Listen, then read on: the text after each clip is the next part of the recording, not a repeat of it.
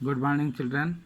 आज हम दूसरी एकांकी संचय से ली गई बहू की विदा विनोद रस्तोगी जी के द्वारा लिखी कहानी के बारे में पढ़ेंगे। यह एकांकी भी एक सामाजिक एकांकी है।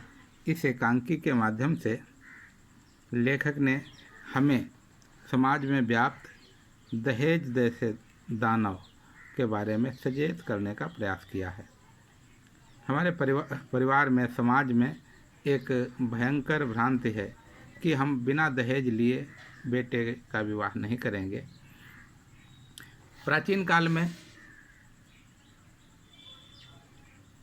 माता पिता अपनी बेटी के विवाह में खुशी से जो दान देते थे वो दहेज होता था, लेकिन आज के समय में ये एक दंड के समान हो गया कि विवाह में हमें अनिवार्य रूप से गाड़ी, घोड़ा, तमाम सारी सामान और नगद रुपए अवश्य लेने हैं।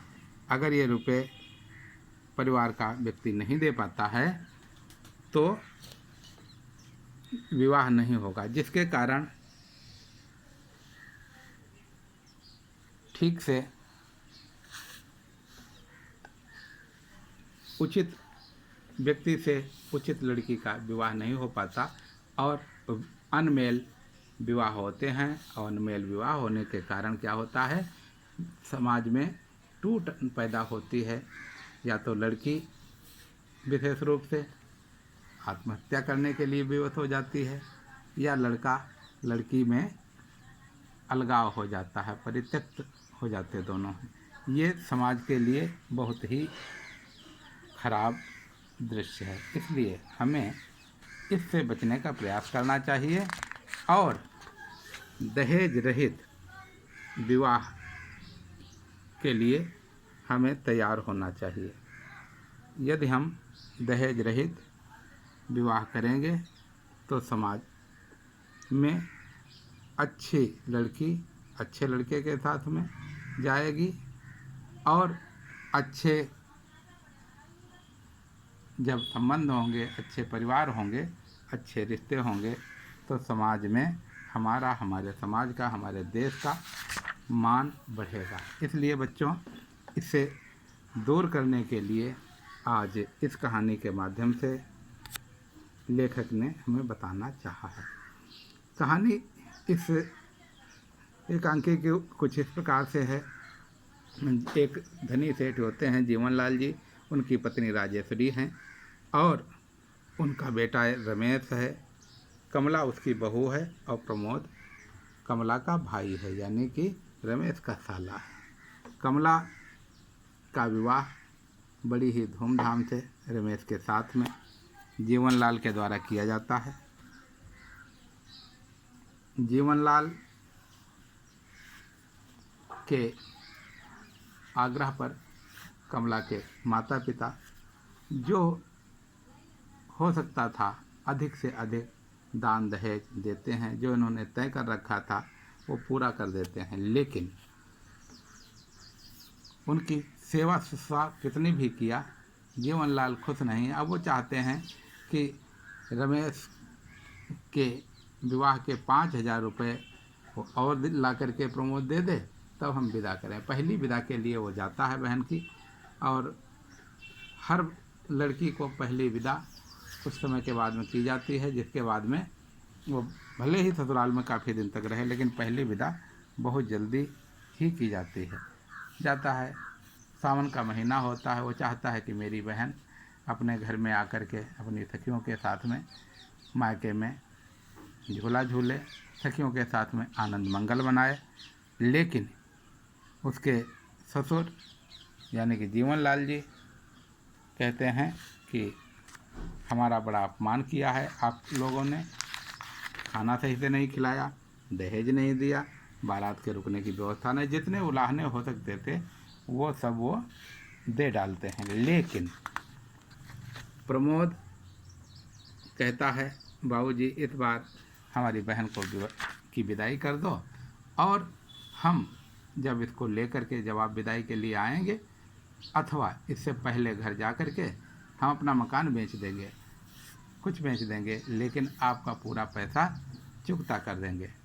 वो बिल्कुल नहीं राजी होते, कहते हैं हमको लड़का बना रहे हो, तुम्हारे जैसे को हमने कितने लोगों को पढ़ा दिया और तुम हमको पढ़ा रहे हो। यदि तुम्हारी औकात नहीं थी तो इतने बड़े घर में विवाह करने की क्या आवश्यकता थी, आप किसी छोटे व्यक्ति के यहाँ विवाह करते। मतलब इस प्रकार की वो बातें कह करके उसको बहुत परेशान करते। वो रुआसा सा हो आता है।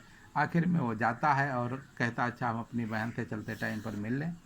बहन से मिलता है। बहन कहती है ठीक है भैया जाओ, न मकान बेचना न घर बेचना, यहाँ माता जी बहुत अच्छी हैं और माता जी के साथ में हमारी बहुत अच्छी निभ रही है। गौरी जो इनकी लड़की है वो भी आ रही है, उसके साथ में वो बिल्कुल बहन जैसी है, सहेलियों की तरह रहेगी और हम दोनों आनंद से रहेंगे। आप बिल्कुल भी चिंता न करो भैया, कोई बात नहीं, और कोई दहेज या इत्यादि के लिए आपको परेशान होने की कोई आवश्यकता नहीं, मैं ठीक हूँ।